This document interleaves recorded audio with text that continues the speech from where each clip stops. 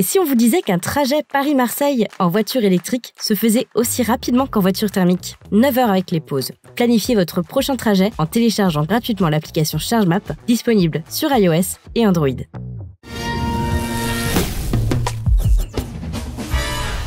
Bonjour et bienvenue dans ce nouvel épisode d'Electrochoc, le podcast d'automobile propre où nous discutons joyeusement de l'actualité de l'automobile électrifiée. Comme à chaque fois, on commence d'abord par vous remercier une nouvelle fois de tous les retours que vous nous faites, que ce soit sur YouTube, si vous voulez admirer nos physiques de top modèle, ou si, merci mais non merci, nos voix suaves vous suffisent sur votre plateforme d'écoute de podcast préférée, que ce soit sur Apple Podcasts, Spotify ou Podcast Addict. N'hésitez d'ailleurs pas à vous abonner, à mettre un like ou des étoiles, ça fait toujours plaisir. Aujourd'hui, nous retrouvons une version réduite de notre équipe d'intervenants habituels avec Jean-Christophe Gignac, Florent Ferrière. Florent Ferrière. Salut. Et Andy David. Oui, moi aussi, je peux dire un truc pour vérifier mon micro. Voilà. Pas de Nicolas Laperruque qui a des obligations ailleurs, ni de Victor Diakov qui ne sait pas lire un calendrier. Et on commence sans plus attendre par un premier sujet que va brillamment introduire, comme à son habitude, le grand responsable de l'actualité d'Automobile Propre, Florent.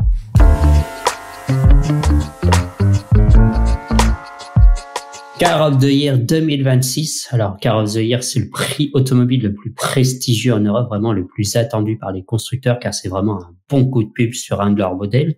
On vient de connaître les 7 finalistes pour l'édition 2026. Le nom de la grande gagnante sera connu en janvier, mais donc les 7 finalistes sont... Alors, il y a une bonne part de voitures électriques quand même, avec 3 véhicules uniquement électriques, la compacte Kia EV4, le petit SUV Renault 4 et le SUV de Skoda l'Elroq. Ensuite, on a 3 modèles qui existent en électrique, mais qui sont aussi disponibles avec du thermique ou de l'hybridation.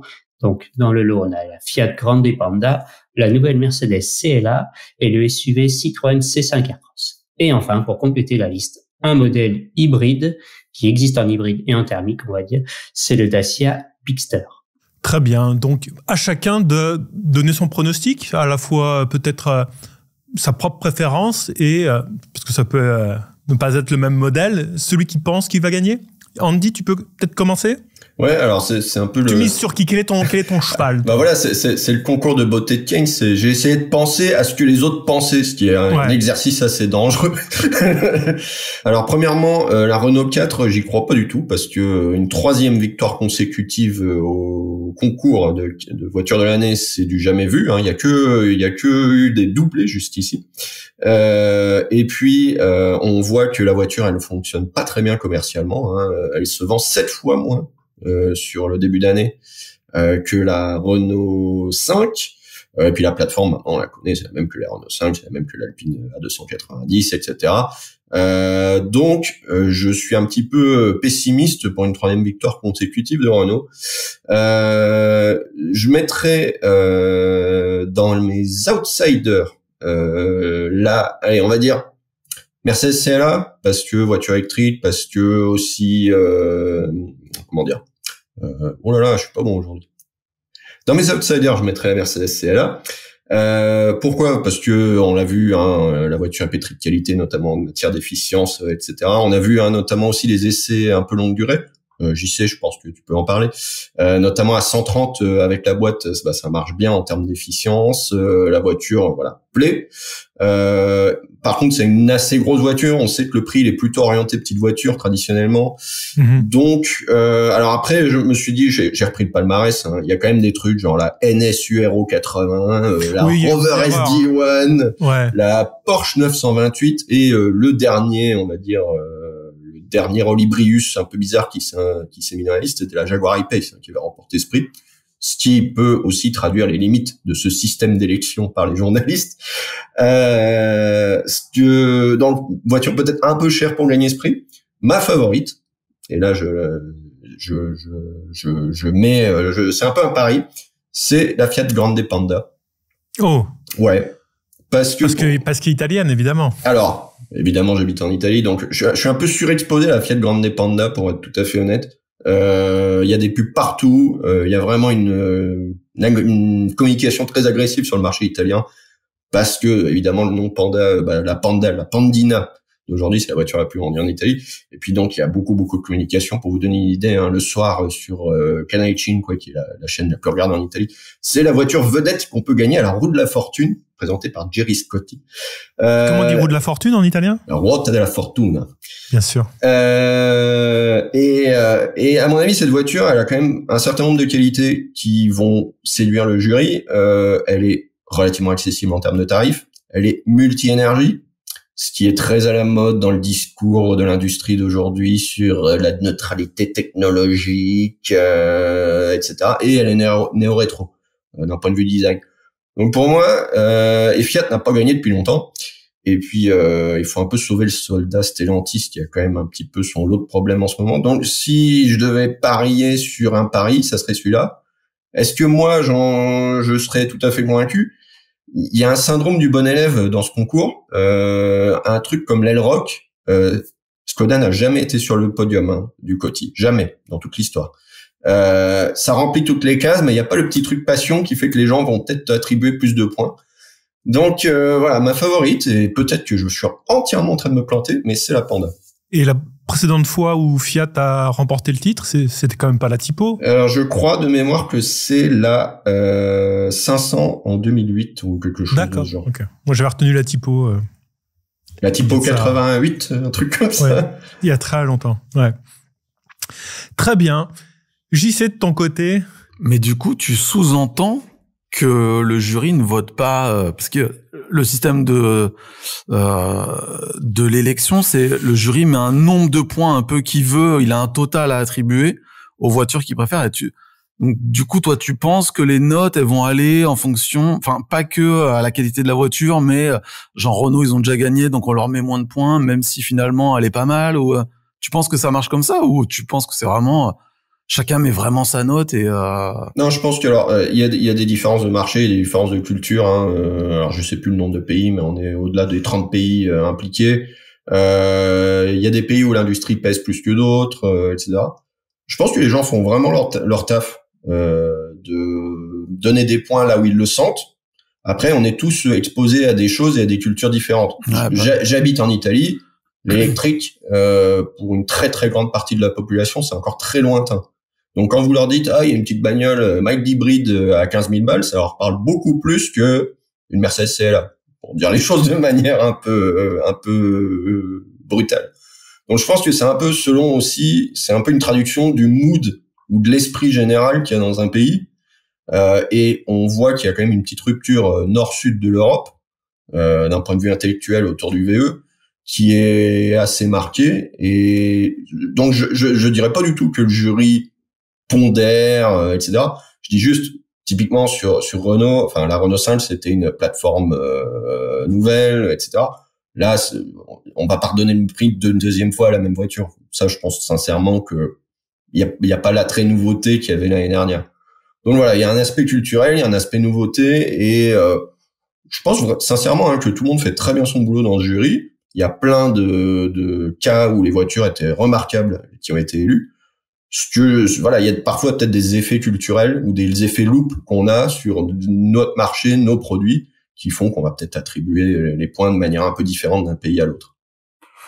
Et du coup, c'est quel pays qui pèse le plus, qui a le plus de journalistes? Alors de mémoire, faut que j'aille voir le système, mais de mémoire, ça doit être proportionnel au nombre de journalistes impliqués par pays. Donc je pense que c'est l'Allemagne, la Grande-Bretagne et la France. Mais je ne garantis pas, ça mérite vérification. Ça s'affiche en sous-titre en bas de l'écran. Oui, voilà, c'est ça.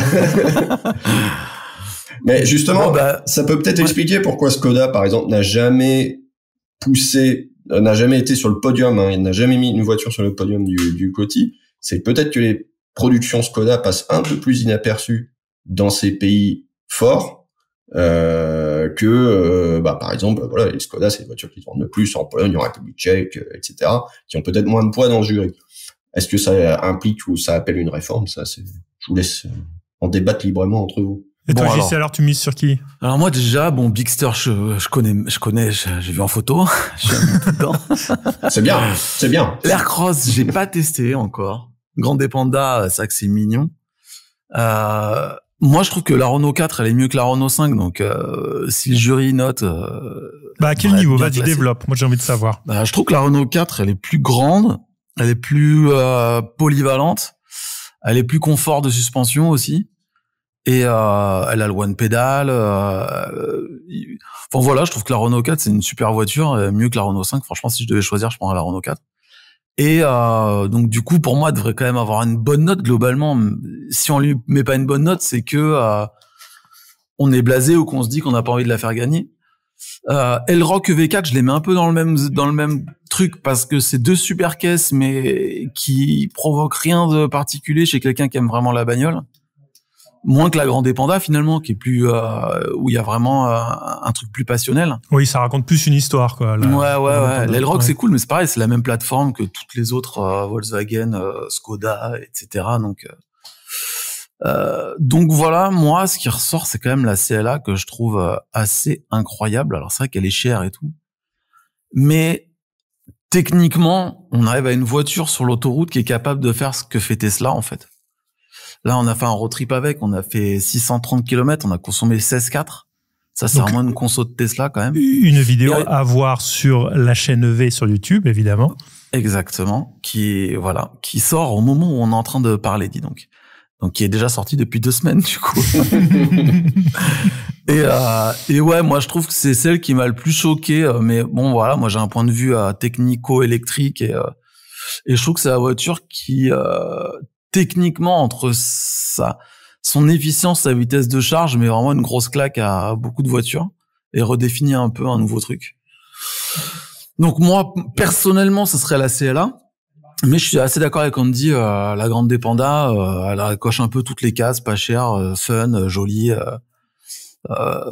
pour marquer des points, quoi. Mais voilà, Mercedes a tapé un grand coup là avec la CLA, je trouve.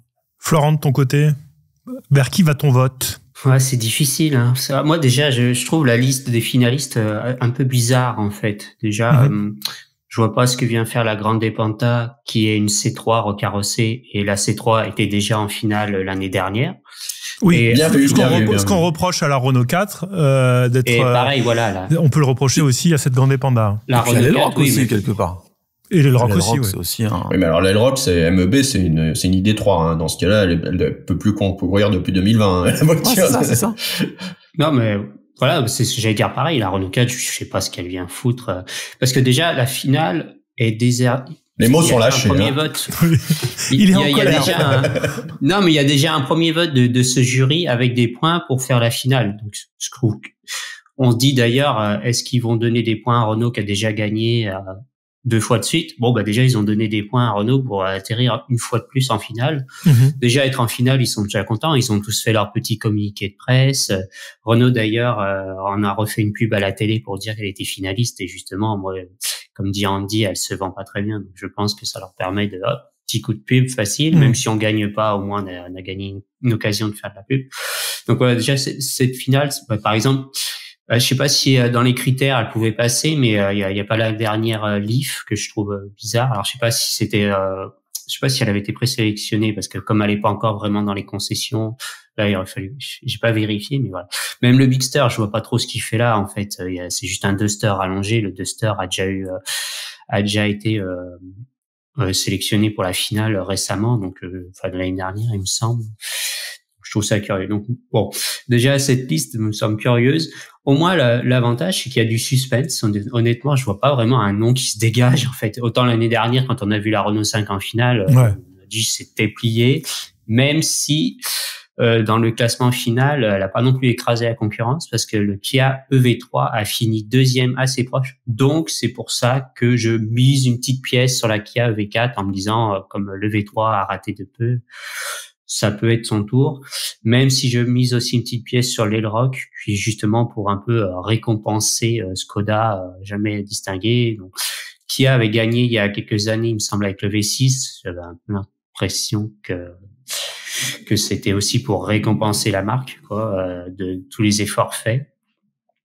Donc, je miserai un peu sur l'L-Rock, mais après, voilà, le reste me fait pas spécialement rêver, en fait. Mais le V6, le V6, quand elle est sortie, c'était un monstre, hein. Ça charge en 800 volts, 18 minutes, le style, tout. Là, le V4, c'est vachement plus banal. Hein. Bah déjà, je vais mettre les pieds dans le plat, mais je sais pas ce que vous en il y va, pensez, il y va. Bon, alors on défend notre paroisse, mais est-ce que pour vous, elle devrait être électrique? J'ai un peu l'impression que cette fois, on enchaîne les voitures électriques dans cette élection qui gagne, sans que pour autant elle domine encore le marché. On a quand même l'impression que ça va toujours être une électrique qui va être élue, alors que c'est pas non plus ce que les gens achètent en masse encore. Donc pour vous, est-ce que il y a quand même beaucoup d'électriques, hein, on a dit dans la liste des finalistes. C'est précisément pour ça que je cite la Panda et que j'en ai fait ma favorite. C'est une voiture, ça marche très bien. Vous êtes jury en Roumanie, c'est accessible et c'est thermique ou mild hybride. Excusez-moi, thermique. Ou vous êtes anglais ou danois, il y a une offre électrique, c'est aussi accessible et c'est aussi des pays où on se pose quand même des questions en termes de pouvoir d'achat. Donc pour moi, c'est une voiture qui justement peut remporter beaucoup de points dans beaucoup de pays. En tout cas, si elle gagne, bah, disons qu'ils l'auront mauvaise chez Citroën. Alors, c'est une vraie question. Au-delà du marketing, etc., on a vu qu'il y a eu beaucoup d'efforts marketing portés par Renault ces dernières années. On a un peu l'impression que c'est aussi une traduction, c'est pris d'une espèce de dynamique globale des marques. Voilà, Kia, quand ils ont gagné avec le V6, c'était aussi pour dire ça fait 20 ans qu'il est arrivé, il y a un point de départ, un point d'arrivée, chapeau, vous êtes arrivé à faire une voiture électrique ultra compétitive et en avance d'un point de vue technique. Ça peut être un peu plus, c'est pas forcément, j'ai l'impression, exactement le produit qui est récompensé, même si souvent il a ses qualités. Mais c'est un peu aussi, ça peut être un peu de l'initiative ou ça peut être un prix technique. Enfin, j'ai l'impression que selon les années, c'est un peu, on récompense des choses un petit peu différentes. Les règles changent un peu, ouais. Tu vois, typiquement, je prenais la NSU Aero 80. Alors, c'est un exemple qui date d'une époque que j'ai même pas connue. Ce qu'on avait récompensé dans cette bagnole-là, c'était l'innovation extraordinaire de cette bagnole avec moteur Wankel, boîte semi-automatique, aéro, enfin, un truc, Après, ça classait des segments comme pas possible et puis finalement, il s'en est vendu aucune. Voilà, donc après ça n'a jamais été une promesse de bonne vente, hein, ce titre de voiture de l'année non plus. C'est aussi quelque chose qu'on peut se dire. Je reprends mon exemple du Jaguar I-Pace qui a gagné, je crois que c'est en 2018 ou 19. La deuxième, c'était l'Alpina 110. Deux voitures remarquables, chacune dans leur genre. Ouais. Est-ce qu'elles se sont vendues très bien? C'était des voitures grand public? Pas du tout. JC, tu voulais compléter? Ouais, je voulais juste dire, en 2023, je vois, c'est la Jeep Avenger qui a gagné. Ouais. Donc tout peut arriver, en fait. Si la Jeep Avenger est devenue voiture de l'année, alors que franchement, c'est quand même pas une dinguerie, quoi. Enfin, il y a rien d'exceptionnel. Il avait été sûrement bien soutenu par l'Italie. Il y a un peu de géopolitique, c'est un peu l'Eurovision de la voiture. C'est un peu l'Eurovision, c'est exactement ça. Ouais. Donc, il y a un peu de géopolitique. Justement, avec toutes les limites de l'Eurovision. Et je pense que des fois, il y a des biais bizarres à l'Eurovision, et des fois, il y a des biais bizarres dans ce truc-là, qui sont pas calculés ou comment dire, c'est pas un grand complot, quelqu'un qui tire les ficelles, mais des fois, il y a des dynamiques où, ça va plaire dans tel pays parce que ça répond à telle démarche et ça raconte telle histoire, et puis dans d'autres, ça va passer complètement inaperçu, etc. Et le système de points fait que, vu qu'on a des marchés très différents, ça peut, faut prendre un peu de points partout, mais faut pas être trop bon élève. Typiquement, le V3 l'année dernière a pas réussi à battre la R5, alors que c'est peut-être, si on regarde, il y avait beaucoup de marchés, genre les Pays-Bas, etc., qui avaient poussé plutôt pour le V3, des marchés neutres et plus matures sur l'électrique. Là où la R5, elle a surtout gagné en France, en Angleterre, un petit peu en Italie aussi. Mais par exemple, l'Alfa Junior a pris beaucoup de points en Italie, il en a pris nettement moins ailleurs. Là aussi, c'est l'effet loupe. Vous êtes en Italie, vous voyez plus d'Alfa Junior que vous en voyez ailleurs. Moi, j'ai une question à poser. Parce qu'on s'est tous mouillés, mais Pierre, non. Ben oui, mais j'attendais que vous me laissiez un petit peu la parole, parce que moi, justement... Il faut qu'on mette un billet aussi, à la fin. Il faut qu'on mette un billet ou un billet? Ouais, faut qu'il y ait un gagnant, faut qu'on gagne quelque chose, quoi.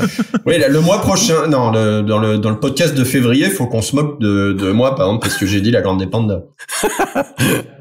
Bah, moi, de mon côté, si justement on doit venir récompenser une sorte de modèle qui marque l'évolution de l'automobile, moi je pense que ça revient quand même dans cette sélection à la Mercedes CLA, dans sa version électrique, parce que je trouve qu'il y a une focalisation sur l'efficience qu'on n'a pas malheureusement pas l'habitude de voir dans une nouvelle voiture électrique. Et puis, alors d'accord, au niveau des tarifs, c'est pas accessible à tous, mais chez Mercedes, le modèle vitrine précédent au niveau de l'électrique, c'était le QS, qui était quand même largement au-dessus, et je trouve que ils ont non seulement su faire une évolution de le QS tout en rendant au final un modèle grand public est peut-être un petit peu exagéré, mais en tout cas plus accessible par l'ensemble, et je trouve ça tout à fait louable. Après, ce qu'elle va gagner, j'en suis pas sûr. Moi, si je dois mettre un billet des sous, donc je miserais plutôt sur l'Elrock. Alors certes, c'est une recette qu'on connaît déjà, c'est une des 3 tchèques, mais je trouve que justement il y a une approche éprouvée qui a son charme aussi, pragmatique, c'est rationnel, et je trouve que c'est une bonne, comme Skoda sait le faire, c'est-à-dire que c'est une bonne voiture avant tout, et en plus une bonne voiture électrique. Donc je trouve qu'il y a quelque chose qui mérite. Alors si en plus on rajoute cette couche où on essaie de penser un petit peu à tout le monde, il est peut-être plus que temps que Skoda gagne sa petite couronne, quoi. Voilà mon avis. Alors, donc plutôt Elrock. Si je me résume, on pense chacun une voiture différente, mais par contre on met tous le CLA en voiture automobile propre de l'année. Dans cette sélection-là, en tout cas, moi on va lui donner un watt d'heure. On va ressusciter les voies d'or. Ouais. Allez. Mais oui, moi je trouve que la CLA c'est une approche qui est la plus intéressante dans cette sélection là, quoi. Quelque chose qui fait bouger un petit peu les lignes, qui est la plus belle évolution dans. Alors on se focalise sur la voiture électrique parce qu'on est tous sur l'automobile propre, mais je trouve que c'est celle qui marque la plus belle progression, je trouve. C'est mon avis. Et c'est un truc assez européen. Les Chinois, ils vont pas trop chercher l'efficience, on les entend pas trop là-dessus. Eux, ils vont chercher les puissances de charge de fou et tout. Et les puissances tout court de fou. Ouais, et les Européens et les Allemands en particulier, parce que j'ai pas l'impression que les Français absient avec la Twingo. Ouais. Transition à venir. Mais les Européens vont chercher l'efficience, un truc qu'on est quasiment les seuls à aller chercher, et c'est cool. C'est vraiment les voitures électriques à nos couleurs, quoi. C'est peut-être parce qu'on est le continent avec le plus comme ça, avec les questions énergétiques à court terme dans les grandes puissances mondiales. Je pose ça là, mais ça mérite réflexion à mon avis sur ce sujet. Ouais. Voilà. Donc, qu'est-ce qu'on part donc collectivement, on peut être d'accord qu'on estime que la CLA mériterait. Oui. Mais que c'est la Fiat Grande Panda qui va gagner. Oui, et là aussi, là aussi, c'est peut-être que comme on est sur un site spécialisé véhicules électrifiés, et que nous, on a peut-être le côté un peu early adopter, etc. C'est peut-être la plus intéressante d'un point de vue innovation. C'est ça. Par rapport à la moyenne qui est plutôt sur de la plateforme vue et revue ou de la masse à partir de choses déjà éprouvées. Donc je pense que si on veut récompenser ça, effectivement, ça serait le choix idoine. Je veux vous parler de multi-énergie. Faut rappeler quand même que le CLA va aussi sortir en mild hybride en fin d'année là, et que ça risque là aussi quand même de se vendre assez bien avec le moteur Geely, Geely/Mercedes/ qui est assez compact et qui est lui-même assez intéressant techniquement. D'ailleurs, faut vous dire un petit mot là-dessus. Donc l'offre, elle est pas que électrique, et c'est pas que 100% automobile propre. C'est aussi une voiture qui intéressera peut-être un public un peu plus large. Et puis, pour tous ceux qui sont pas pro-électriques, c'est aussi une voiture qui est hyper convaincante, hein. Tu fais un long trajet en CLA, tu te dis, OK, plus besoin de diesel, quoi. Nous, on a fait de 100 à 9%. On a fait genre 480 km à 130 km/h. La vache. C'est une dinguerie. Donc, et c'était la version propulsion, la 250 plus, ouais. D'accord. En propulsion, incroyable. Oui. C'est plus qu'il n'en faut. La vessie à rude épreuve. On peut s'en parler. Et c'est peut-être une des. Alors, j'avais fait un papier il y a quelques mois sur les boîtes de vitesse, sur la boîte de vitesse dans le CLA. Je pense que c'est l'un des facteurs qui fait que la voiture, avec l'aéro évidemment, peut proposer d'aussi bonnes autonomies sur autoroute.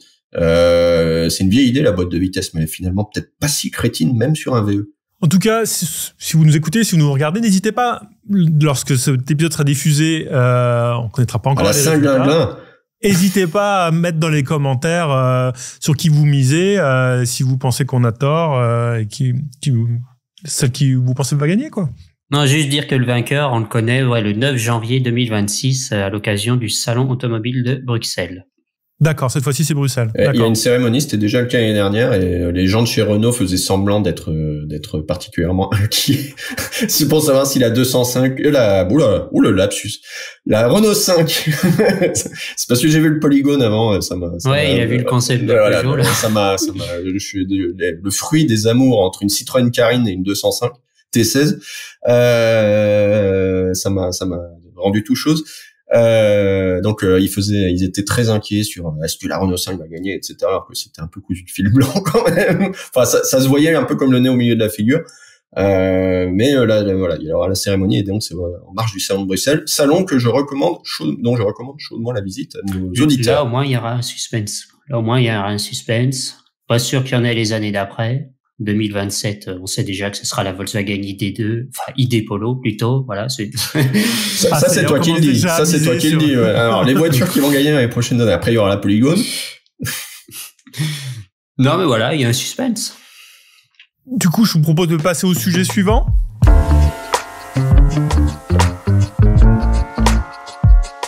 Une voiture qui malheureusement ne peut pas concourir à cette édition de Car of the Year 2026, mais peut-être 2027, et qui aura fortement ses chances puisque c'est la nouvelle génération de la Twingo qui a quand même fait pas mal parler d'elle quand elle a été dévoilée. Donc, 4e génération 100% électrique. C'est une 5 portes, elle mesure 3,79 m de longueur. Son design, vous avez pu le voir sur nos différents sites, aussi bien la chaîne EV que Automobile Propre, son design s'inspire de celui de la première génération. Quelques éléments techniques, alors un petit moteur de 60 kW, une batterie LFP de 27,5 kWh, l'autonomie annoncée avec les plus petites jantes est de 263 km en cycle mix WLTP. Côté recharge, là, je sais qu'il y aura du débat autour de la table. C'est en série, la voiture se contente d'un chargeur AC de 6,6 kW.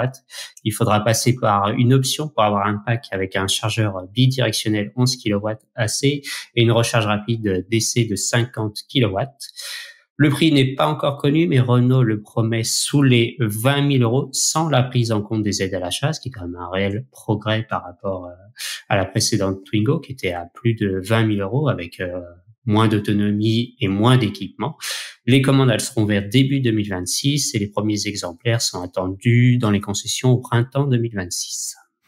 J'ai envie d'ouvrir le débat directement par JC que j'ai vu fulminer sur le réseau du diable qui est LinkedIn. Oh là là là là, jeune entrepreneur furieux.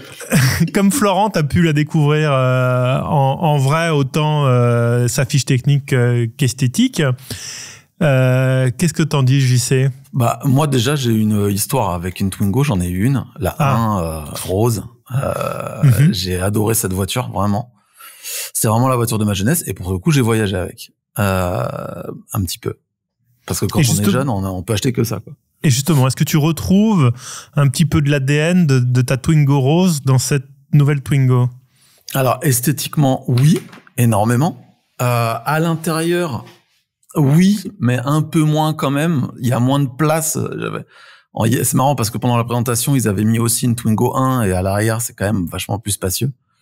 Je trouve que l'intérieur, il est un petit peu chargé comparé à la Twingo 1 qui était vraiment une planche de bord à la Tesla presque, aujourd'hui, si on peut la comparer. Le mot est lâché, bingo.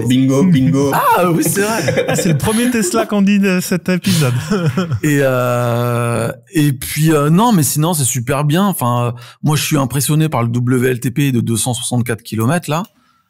Pour 27,5 kWh, c'est vraiment complètement fou. Sachant que je crois c'est 200... Ah, c'est combien la Yup? C'est 250? C'est 260. 260 pour 32 kWh. Ouais. Donc c'est quand même... et la Yup, c'est un monstre en termes d'efficience. Donc là, ça promet quelque chose de dingue, mais je suis en train de me poser des questions sur le WLTP. Je me demande s'il n'y a pas des constructeurs qui ont trouvé la martingale pour optimiser tout ça, et puis qu'en vrai, vraiment, il y a des différences. Bref.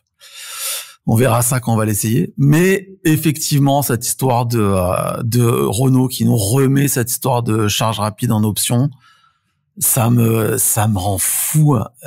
Et en plus, mais contrairement pourquoi à la ça te rend Twingo fou, 2, JC? Si quelqu'un n'a pas besoin d'une charge rapide, Pierre, et fait que... tu peux nous parler de ça?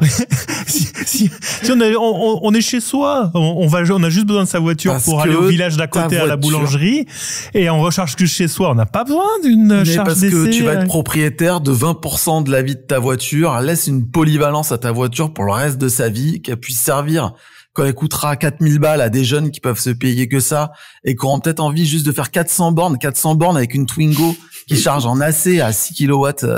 C'est pas possible, c'est impossible. Voilà. Ça me rend ouf. C'est-à-dire que cette voiture va être achetée que pour une voiture secondaire. On lui laissera jamais pour une option à 800 balles la possibilité d'être utilisée en première voiture par des gens qui n'ont pas de thunes. Ça me rend dingue. Tout ça pour une économie, mais de rien du tout, quoi.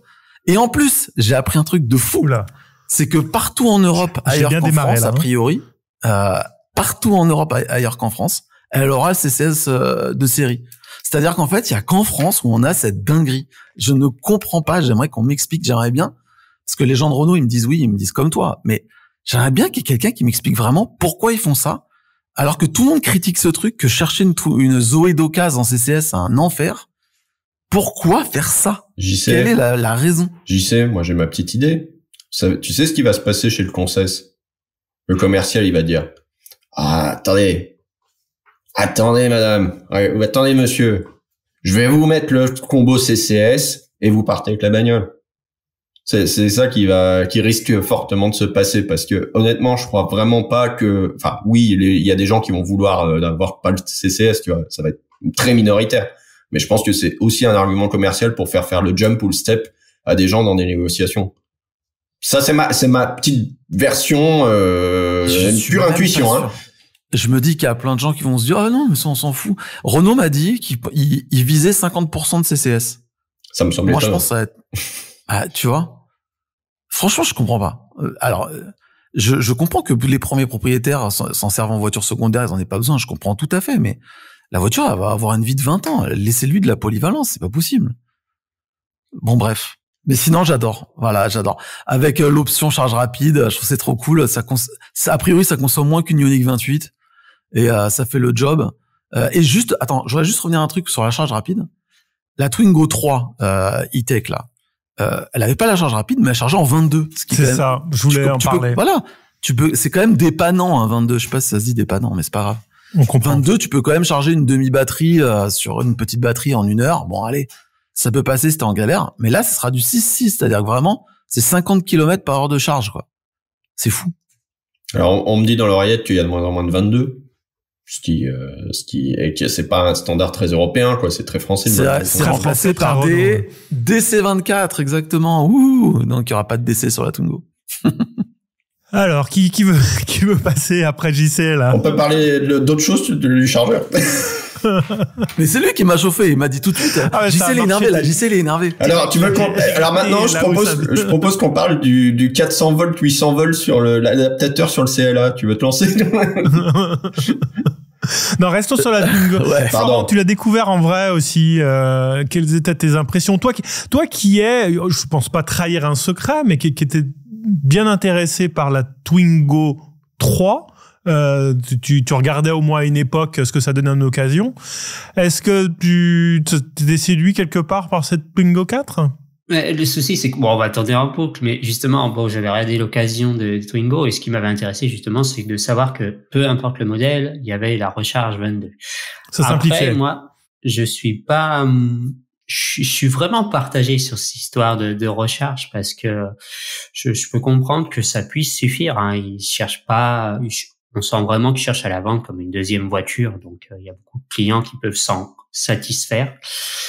Après, on connaît pas encore l'option de les recharges, de la meilleure recharge. C'est promis un tarif raisonnable, donc ça sera entre 500 et 1000 euros, je pense. Donc oui, après on peut que conseiller de le prendre. Si on met ça de côté, moi j'ai trouvé la recette vraiment sympa. C'est mignon. Bon, alors c'est difficile de tout dire. Je trouve que ça devient un poil grand quand même pour une Twingo.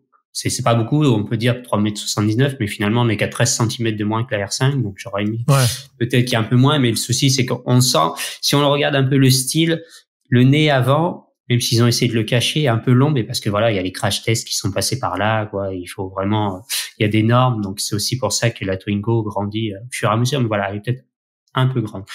Moi, j'ai trouvé ça plutôt sympa, mais j'attends de voir le prix définitif. Le seul truc, c'est qu'elle est promis à moins de 20 000. Tout ce qu'on a réussi à peu près à arracher, c'est nous dire non, ça sera pas symboliquement 19 990. Ils disent qu'ils veulent pas jouer là-dessus, donc ça sera. Je pense que ça sera quand même dans les 19 000, ça sera un peu en dessous. Donc peut-être qu'avec la fameuse option et une petite ristourne négociée, et aussi avant la prise en compte du bonus, on peut se rapprocher des 15 000 euros. Donc c'est quand même une proposition super intéressante. Je trouve qu'il y a un progrès. Quoi. Il y a quand même beaucoup de gens qui sur Internet, quand la voiture a fuité, parce que voilà, nous, avec JC, on a signé des beaux petits papiers d'embargo, respecté la date, l'heure et tout, puis 3 jours avant, il y en a un qui balance toutes les photos sur Internet, donc quand vous arrivez 3 jours après, vous avez plus rien à apprendre aux gens. Donc ça, c'était mon coup de gueule personnel. Mais ça méritait. C'est bien d'en parler aussi. Mais il y a un énorme débat sur le prix. Oh là là, c'est trop cher. Mais il faut quand même se rendre compte du progrès. C'est-à-dire que la Twingo 3 électrique, je crois qu'elle commençait à 21 000 et quelques, avec 190 km d'autonomie. Il y avait quasiment rien en équipement. Là, il y a quand même une voiture qui a en série l'écran tactile, la clim, les radars de recul. Bon, ça, il y a pas mal de choses aussi qui sont imposées par l'Europe maintenant. Il y a la modularité, ça par exemple, la modularité qui est très sympa, là on n'en a pas encore parlé, les 2 sièges indépendants, coulissants, vraie reprise à la première Twingo, ça aussi c'est en série. Donc voilà, il y a un vrai progrès. On peut pas tout avoir, c'est pour ça aussi que la recharge, je pense qu'au bout d'un moment ils étaient obligés de faire un choix, c'est-à-dire que c'est en option parce qu'il fallait faire un sacrifice pour qu'à un moment donné on arrive à tenir la fameuse barre en dessous de 20 000 euros. Mais alors pourquoi c'est fourni en série ailleurs? C'est ça la question.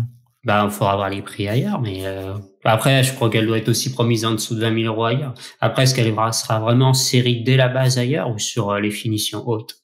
Parce qu'il y a 2 finitions, peut-être que ça sera en série sur la finition haute, la techno, quoi. Mais moi, je trouvais ça plutôt sympathique, quoi. Mais... Moi, vous parlez de progrès. Genre progrès spectaculaire par rapport à une Twingo. Je suis sûr que vous voyez déjà où je vais arriver à la fin. Le bingo est prêt. Vous êtes prêts? Prenez votre stylo. Vous allez bientôt cocher la case. On parle de progrès par rapport à Twingo 3. Ça, c'est sans le moindre doute. Mais rappelez-vous, fin 2019, sort l'intégralité de la triplette Volkswagen, dont la Seat Mii électrique. Et moi, c'est clairement ma catégorie de voiture préférée parce qu'elle correspond à mon utilisation. Donc, forcément, quand j'ai eu pour la première fois la fiche technique de cette nouvelle Twingo, je l'ai mis à côté de la fiche technique de la Seat Mii électrique juste à côté. Et le progrès, je le vois pas vraiment beaucoup. JC, tu disais, c'est vrai qu'on arrive à la même autonomie de WLTP avec une batterie qui est un petit peu plus petite, mais juste un petit peu. On est à 32 kWh sur la triplette Volkswagen. Là, on est à 27,5 en plus de 5, on va dire même 6 ans de progrès.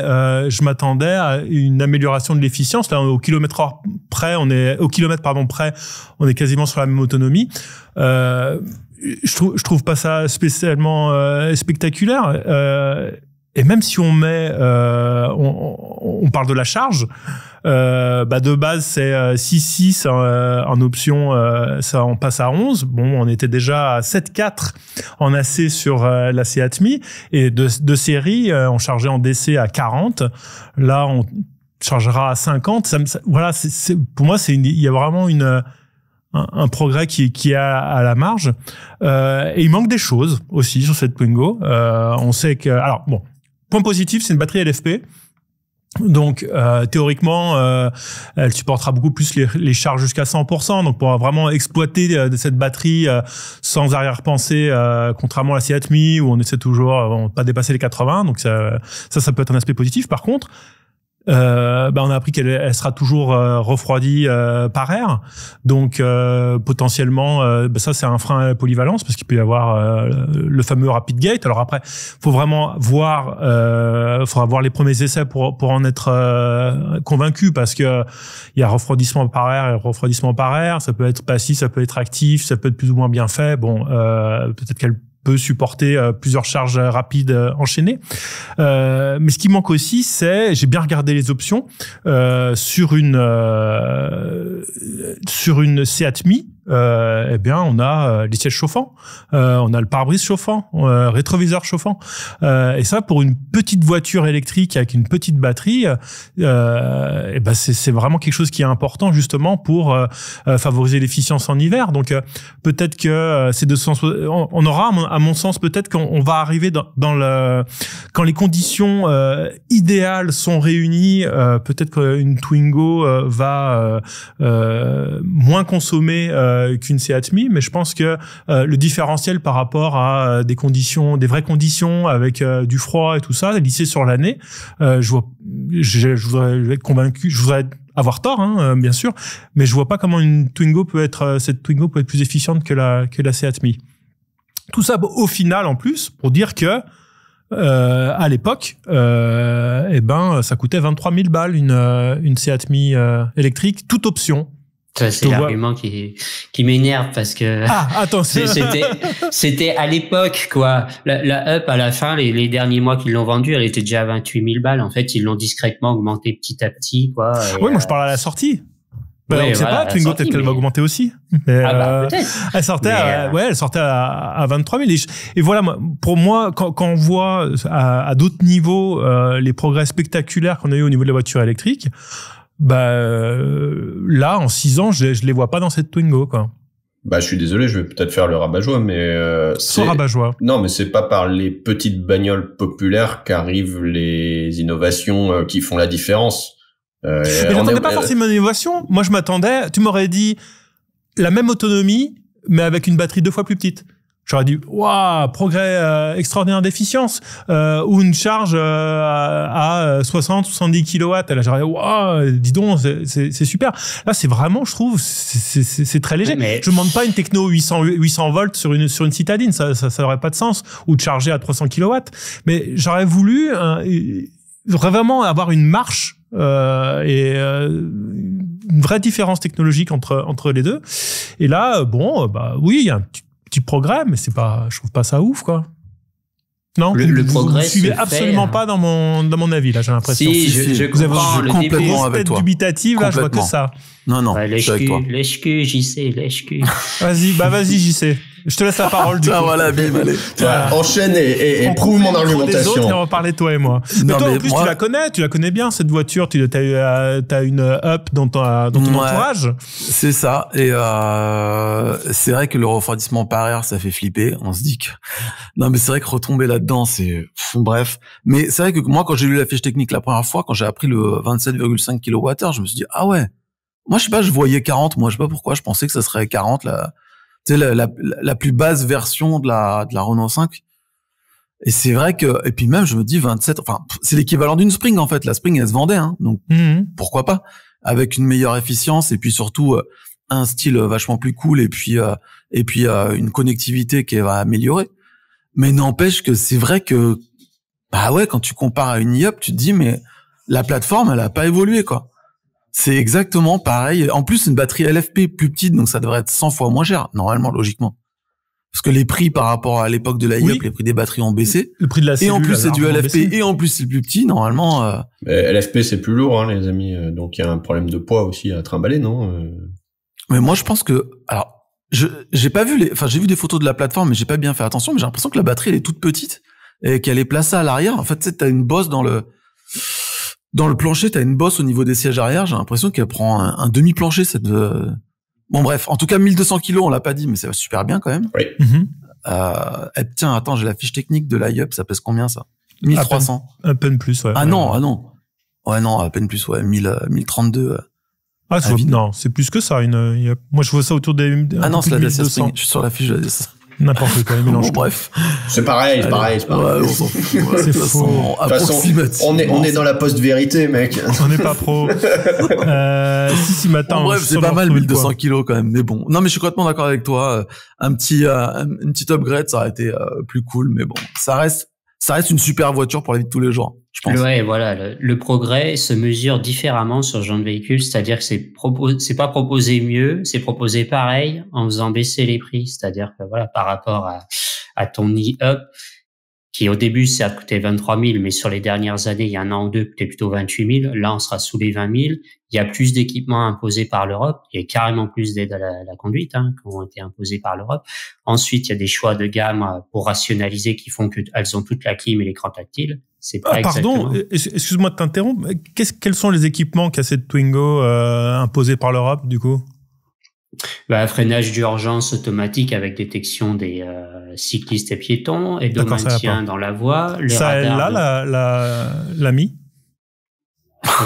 Elle l'avait dès la version de base.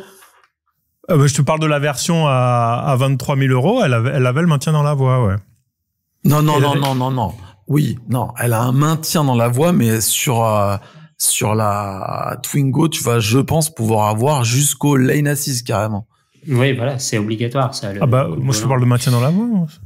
Non, c'est pas toi, moi, je dis maintien dans la voie. Toi, c'est quand tu lâches le volant, elle dépasse, elle revient au milieu, là, ça reste au milieu. Voilà. Là, ça reste au milieu. C'est juste pour allumer ta clope, tranquillement. Exactement. Non, mais elle est plus moderne. Il y a rien à dire. Elle est plus moderne. Mais voilà. Elle pèse 1248 kilos, la e-up. Donc, de toute façon, il y a pas de miracle, Ils sont allés la concevoir en Chine pour faire vite, bien et pas cher. Surtout pas cher. Donc, au bout d'un moment, s'ils arrivent pas à la, je pense que s'ils avaient dit, on peut essayer de la vendre à 15 000 balles, on la vend à 15 000 balles. S'ils y arrivent pas, c'est que c'est plus possible, quoi. Voilà. Au bout d'un moment, il faut, je pense que, en plus, on est dans des cartonner. On est dans des catégories. Cartonner.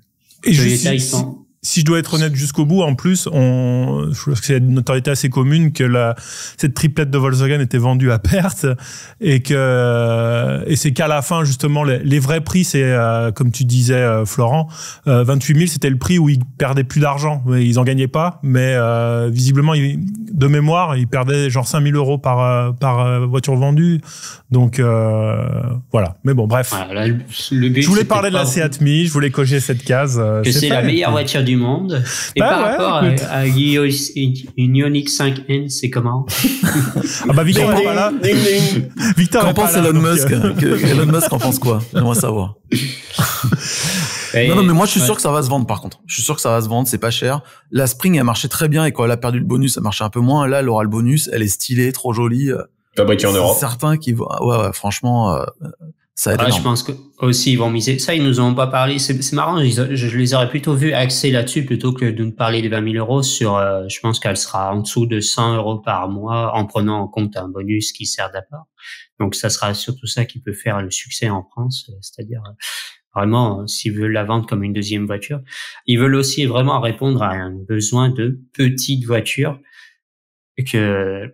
Il y a une vraie demande en Europe. Il suffit de voir d'ailleurs le succès d'une voiture, la Toyota Aygo X, qui pourtant est très très chère pour la taille qu'elle fait. Elle est quasiment à 20 000 €. Alors en plus, on n'a pas encore le prix de sa nouvelle version avec un vrai moteur hybride, mais là apparemment ça va piquer quoi. Et qui se vend très très bien en Europe parce qu'il y a une demande de toutes petites voitures et il y a très peu de concurrence. Donc je pense qu'ils veulent aussi récupérer un peu cette clientèle. Et si je peux ajouter un truc, je trouve quand même. Il y a Andy qu'on n'a pas trop entendu aussi sur la Twingo. C'est vrai. Peut-être qu'il a. Non, alors je dis rien. Ouais. Bon, non, vas-y.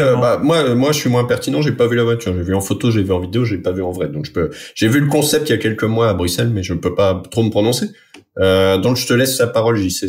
J'aurais d'autres trucs à dire après. Vous inquiétez pas. Oh, on te fait confiance. Je voulais juste dire que pour le prix, tu vois, il y a des détails esthétiques, genre les feux avant, feux arrière. Il y a un vrai travail. Ça fait pas du tout low cost, au contraire, ça fait vraiment presque proto.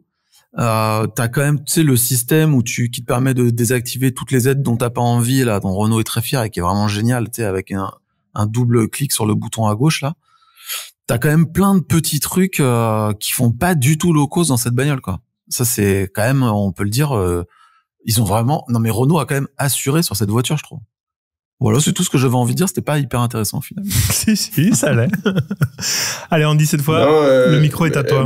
Justement, Florent a mis sur le tapis la conception chinoise de la voiture, ou en tout cas partiellement déléguée à des équipes à Shanghai, au centre ACDC, etc.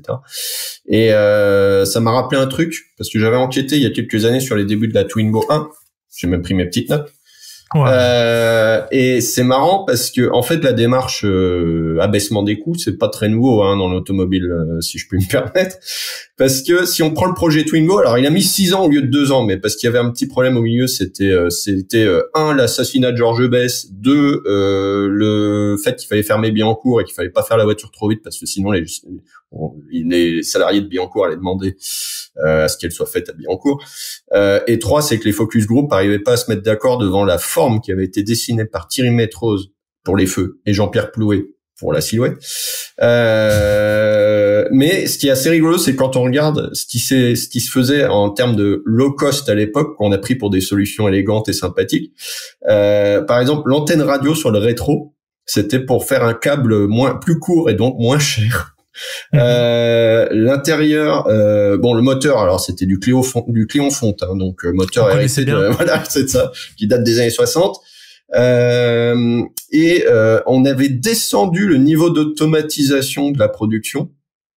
On avait passé en tôlerie de 95 à 60% tellement les panneaux étaient légers et notamment par exemple aussi la planche de bord était 3 fois plus légère que celle de la Clio. Donc je trouve ça assez marrant comme petit parallèle historique. Finalement, on fait semblant de découvrir que l'optimisation des chaînes de production est une chose qui nous a inspiré par la Chine, etc. Non, en fait, ça existe depuis toujours chez les constructeurs. Après, est-ce qu'on a plus de pression aujourd'hui? Certainement. Non, sur la voiture en elle-même, je dois avouer que je suis plutôt convaincu, plutôt séduit. Je pense qu'elle va marcher. Malgré son chargeur CCS pas en série, je vois des Springs sans chargeur CCS qui se baladent et ça se vend. Donc, et finalement, est-ce que c'est mieux qu'une Spring? Oui, je pense que c'est beaucoup mieux qu'une Spring. Donc, je suis assez optimiste pour cette voiture et c'est assez intéressant quand on regarde parce que on se disait tout à l'heure qu'elle était un peu proche en termes de format de la Renault 5. On a un peu des tandems là qui se forment où on a des citadines segment B type Renault 5, Clio par exemple chez Renault qui montent en gamme, qui coûtent cher et qui sont sympas, etc.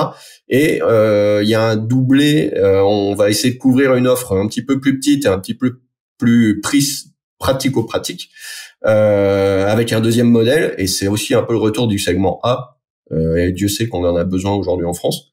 Je vous invite, là je vais faire de l'autopromo, je suis en train de faire un petit papier sur ce qui se prépare sur la fameuse K-Car européenne dont on découvrira les contours le 10 décembre avec les annonces d'Ursula von der Leyen à propos de la filière automobile. Vous attendez quand même pas une révolution, mais ça va encourager ce type de voiture un peu plus légère, un peu plus sobre, un peu plus futée. Je voudrais juste remettre peut-être que c'est aussi ça le cœur du marché qu'on a un peu abandonné ces dernières années. Les constructeurs vous disent oui mais c'est parce qu'on n'arrive pas à être rentable. Vous voyez finalement on y est arrivé là sur la Twingo et ça va prendre du temps, ça va être difficile mais on y arrive. Ouais, mais les gens, ils trouvent ça cher alors que c'est un progrès, mais les gens trouvent ça encore très cher en étant au ras des pâquerettes sur les normes sur la Twingo. Donc, ouais. D'ailleurs, c'est un effet. Je me suis posé la question l'autre jour. Je vous pose la question. C'est une réflexion à la volée. Le fait qu'on ait l'euro depuis 20 ans et qu'il soit assez stable. Alors, on a eu des phénomènes d'inflation, notamment pendant le Covid, etc. On compare des choses qui sont pas comparables. Si en fait, le fait que les sommes soient maintenues les mêmes au fil du temps nous déforme. C'est-à-dire que une voiture à 15 000 euros, finalement, en termes de pouvoir d'achat, c'était une voiture à 8-9 000 il y a 15 ans. C'est une bonne remarque, ça. Ouais. Si on prend le salaire horaire, SMIC 2002, je suis allé voir l'autre jour. Reprends tes notes. Voilà. Ça, c'est bon. Ça, c'est de l'Andy que j'aime, ça. SMIC en 2000. Ça remet l'église au milieu des villages. Non, mais alors, en plus, alors, il y a plein de choses à dire, hein. Les constructeurs, ils sont bien baffrés ces dernières années, il n'y a pas de problème là-dessus, hein. Mais SMIC, horaire en 2002, c'était 6,67 €. Aujourd'hui, c'est 11,88. Je parle en brut, hein, évidemment. Donc, on a presque doublé, ou en tout cas, on n'est pas loin de doubler. Donc, c'est quelque part un petit peu logique qu'une entrée de gamme automobile qui était à 9-10 000 euros à l'époque soit autour de 15 000 aujourd'hui. Je sais, c'est désagréable. Surtout construite en France, du coup. Alors, si on faut bien payer nos ouvriers français. Là, elle est fabriquée en Slovénie, de mémoire. Oui. En Europe, ça va. Je suis un citoyen du monde. Et oui, c'était Flin, la première Twingo. Ouais. Et tiens, puisque je suis lancé et que j'ai toujours des trucs à raconter, cet homme-là, Louis Schweitzer. Qu'est-ce que tu vas nous vendre? Voilà. Je l'ai aussi, ce bouquin. Relis-le. je te le conseille. Alors, il y a des trucs qui ont mal vieilli sur l'électrique. Alors, on se parle quelques jours après l'annonce du décès de Louis Schweitzer, patron de Renault de 1992 à 2005. Et ce monsieur-là a participé, puisqu'il était directeur financier, notamment à cette affaire de la première Twingo. Il avait théorisé et inventé ou participé à faire accoucher à Renault toutes sortes de concepts qui finalement sont intéressants, le monospace compact, la Dacia Logan, etc. Et aujourd'hui, on vit dans un monde de business et d'investisseurs cow-boys aventuriers où il faut disrupter de toute urgence, etc. D'un point de vue technologique. Est-ce que Louis Schweitzer, qui était un homme plutôt discret, plutôt différent, très à la française, vous savez, Sciences Po Paris, l'ENA, les grands corps, inspection des finances, très le prototype du technocrate. C'était un gars qui avait quand même, je pense, une vue et un cerveau assez large, et quelque part qui n'était pas dans ce truc de faire des keynotes inspirants ou du marketing, etc., mais plutôt d'inventer des choses qui étaient un petit peu différentes. Et je pose la question parce qu'aujourd'hui, voilà, dans le monde du business et dans l'enfer de LinkedIn, il faut tout disrupter, il faut tout péter, etc. Est-ce que c'est pas aussi sur le conceptuel et essayer d'inventer des choses un peu nouvelles? Voilà, j'avais juste envie de dire que peut-être que le technocrate à la française, qui est pas très populaire en ce moment, avait aussi des vertus, ou cette manière de penser avait peut-être aussi des vertus qui méritaient d'être réévaluées aujourd'hui. Il est fort, cet Andy. Je pourrais l'écouter pendant des heures. C'est incroyable. Ouais. Donc, tu penses que François Provost va faire des bonnes choses pour Renault? Parce qu'il a pas l'air très fun à faire des keynotes, lui, tu vois. Derrière la langue de pute qui passe, bam, allez. Alors, je pense qu'on verra l'usage. Il y a des gros défis et des gros problèmes à résoudre chez Renault. C'est un monsieur de partenariat. On va dire ça, c'est un diplomate de caractère. Et je pense que Renault pourra pas continuer imperturbablement sur sa route en solitaire. On parle de Geely en ce moment. Qu'est-ce que t'en penses? Une des difficultés qu'avait eu Louis Schweitzer à l'époque, c'est qu'il avait voulu marier Renault à Volvo. Et l'histoire s'est mal terminée parce qu'en gros, la direction en Suède plus les syndicats suédois en avaient un petit peu marre de l'interventionnisme du ministère de l'économie français et de Bercy. Parce que évidemment Renault a un statut historique de régie nationale et que elle était encore une régie nationale à l'époque d'ailleurs. Et que on voit Renault comme un petit peu plus large qu'une entreprise. Je pense qu'en France, on voit encore cette marque comme un truc un peu spécial, presque avec un service public. Ça va être compliqué parce que l'État français, imaginez, vous dites on marie Renault à un géant chinois pour faire passer ça auprès de l'opinion publique avant l'élection de 2027, ça risque de faire tousser pas mal.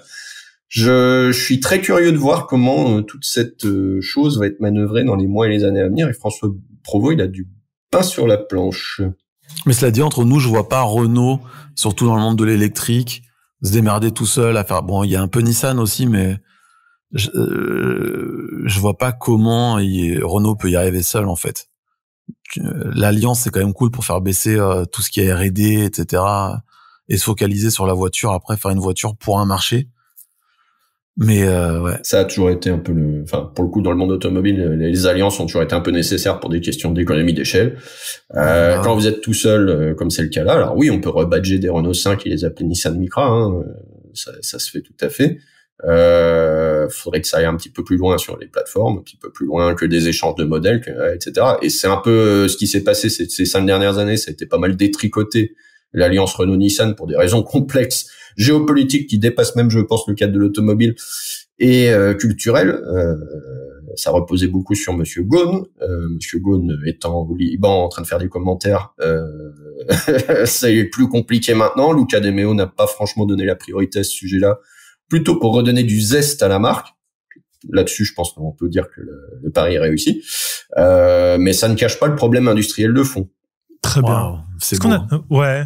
Est-ce qu'on a fait le tour, là? Moi, c'est complètement hors de... Oui, on est parti loin dans la conversation. On est parti loin de la Twingo, excusez-moi, Ouais. Écoutez, moi, je la trouve jolie, cette Twingo, c'est mon analyse. Non, le bloc de feu avant est très chouette. Merci de revenir à des considérations un peu plus basses. Andy, te mettre un peu plus en tout cas à mon niveau. Je vous propose de terminer cette de façon classique ce podcast avec un petit tour de l'actualité de chacun. Andy, qu'est-ce que tu t'apprêtes à faire? Quel est ton programme des semaines qui viennent? Je m'apprête à aller chez le barbier, chez le coiffeur. Déjà, ça semble être voilà, nécessaire. Urgent. Tu peux faire un don aux personnes qui en manquent.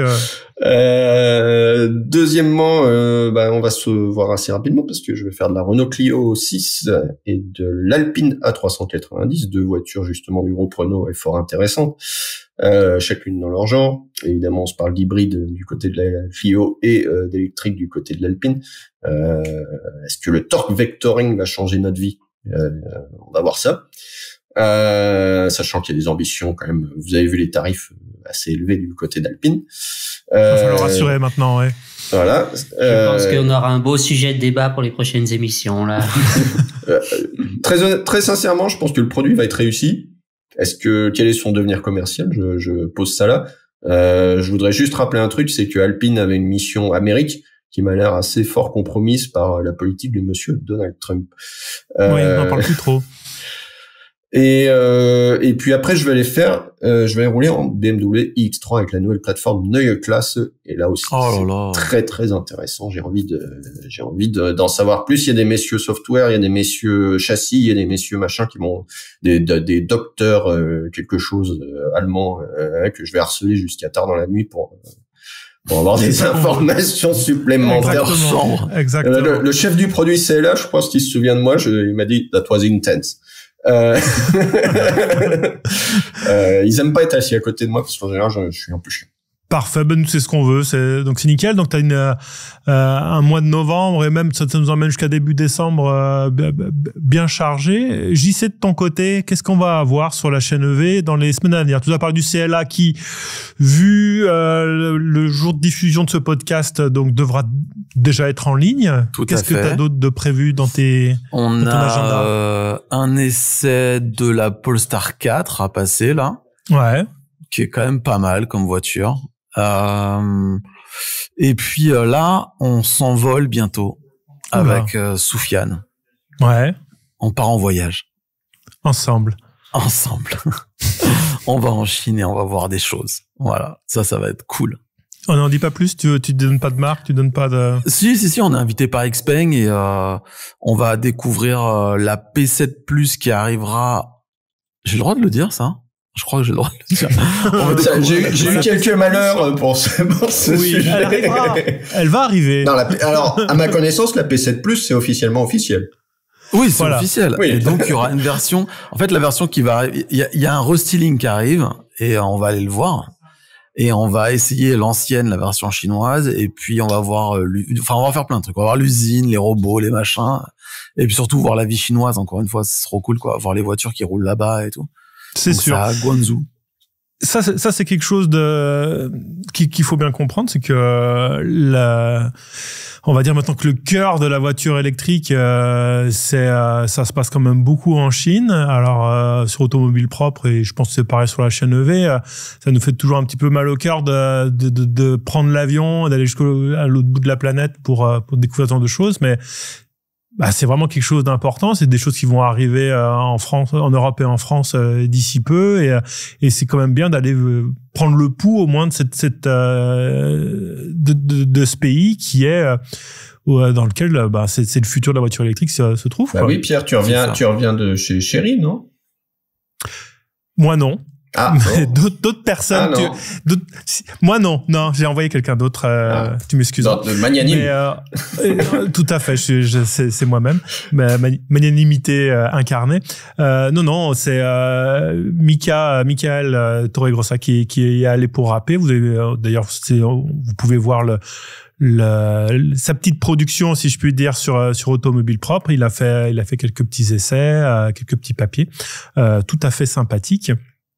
Et donc cette fois-ci, on y retournera donc Soufiane et avec les copains de la chaîne EV chez Xpeng. Donc vous pourrez découvrir à la fois donc sur la chaîne EV puis sur AP le résultat de leur petite pérégrination. Faut que tu sois ami avec le robot, hein. Ouais, on a déjà commencé à se présenter. Ouais. Ça m'angoisse de fou, ça. C'est l'avenir de Tesla. Tu devrais être content, non? Ouais, mais ça me fait peur. J'ai pas envie de me réveiller avec un robot qui me regarde, non.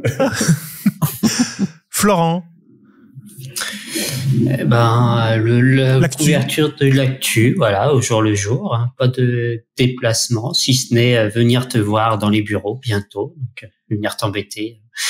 Tu m'embêtes jamais, t'es toujours bienvenu. Dans le prochain épisode de ce podcast, d'ailleurs, on pourra le faire avec à la fois Victor et toi-même dans les locaux, c'est ce qui est toujours un petit peu plus sympathique. Très bien. On a fait le tour, je crois. Ah, mais non, peut-être que moi, je vous dis ce que j'ai prévu. C'est faute d'aller en Chine chez Chery. Oui, alors moi pas de déplacement prévu parce que c'est pas prévu. Mais je dois vous dire, c'est une petite confidence, je me suis remis à écrire ce qui m'était pas arrivé depuis assez longtemps, et j'y retrouve un plaisir, un certain plaisir. Donc je pense que je vais continuer à le faire. J'ai fait un petit papier que je vous recommande parce que j'ai passé du temps qui était sur le titre est est-ce que eh bien c'est pas la voiture électrique au quotidien qui va sauver la passion automobile. C'est une question.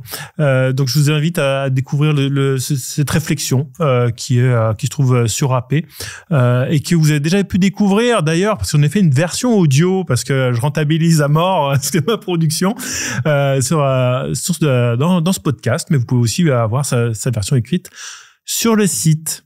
Voilà. Formidable d'ailleurs ce papier. Hein. Patron, franchement. J'ai vu une Civic en plus, j'ai vu un museau de Civic, ça me... Ah, voilà. Mais en fait, voilà. Et le secret pour faire des commentaires et prenez bien des notes, les jeunes, c'est qu'il y a une photo où on voit, parce que j'ai aussi une voiture thermique, je ne dis pas ce que c'est. Du coup, il y a plein de questions. Mais qu'est-ce que c'est? Des gens qui essaient de deviner, qui se répondent. Parce que je maîtrise parfaitement les réseaux sociaux, c'est pour ça. Je suis un marionnettiste habile. Voilà, c'est tout. Et j'essaierai donc de réécrire, je pense régulièrement, parce que je trouve ça avant tout fun. Et puis, j'ai eu de bons retours, donc c'est toujours flatteur. Et puis, c'est mon métier à la base. Voilà, je vous remercie à tous les trois pour avoir été là. On se retrouvera en décembre tous ensemble. Du côté de chez vous, là, que vous soyez auditeur ou spectateur, n'hésitez pas à participer à cette discussion, à nous donner justement votre ressenti sur cette Twingo. Et puis, eh bien, faire un petit like, mettre des étoiles, ça fait toujours plaisir. Abonnez-vous. Et puis, on se dit à la prochaine fois. Salut. Ciao. Salut.